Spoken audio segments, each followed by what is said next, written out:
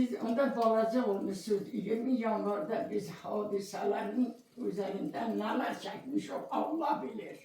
Mənim onda Ha. 20 yanvar olanda 9 Ha, yaşındayım. ben bilirəm sen balaca olmuşsun. Benim oğlum onda üniversitede okuyordu. O elə 19 yanvarda geldi eve. Gördük dedi ana vaziyet çok çetindir. Çok çetindir. O ne olar mənlə məsləhətləşərdi. Dedi ana, dedi ben söz senden soruşuram. Dedim nədir mən baba? Dedi indi bu dünyanın işi necə olar?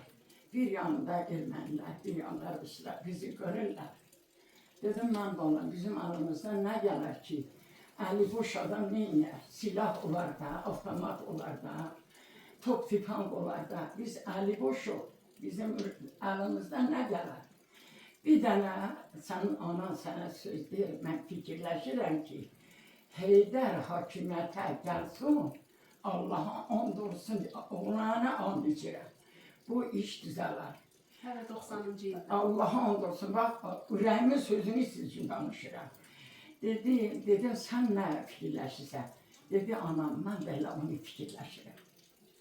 Dedim, o gəlməsə, bir dənə uşaq salamat qalmaz. Sənə düzün deyirəm, bizim əlimizdə nə var? Ancaq Allahıma yalvarıram ki, Heydər hakimiyyətə gəlsin. O nəvələrim mənim adımı qoymuşdular, mənə dedilər. Nənə, sənə qurban olum. Sən o qədərini işləyirsən, elə bir ki, o sənin əzizindir. Bax, qəlbimin sözünü deyirəm sizə. Deyirəm, mən o sulh yaradar. Rəhmətli Bəxtiyar Vahabzadə danışardı. Onda qulaq çox asardım.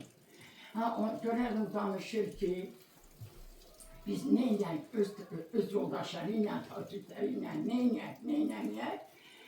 Gördüm Bəxtiyar Vahabzadə, Allah onu qəni rəhmət eləsin.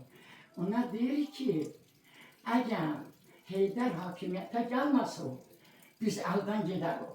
Dedim, mən baladım, gördüm, o da mənim sözümü elə bir, mənim ürəyim yoxdur. Düzdür. Allah and olsun.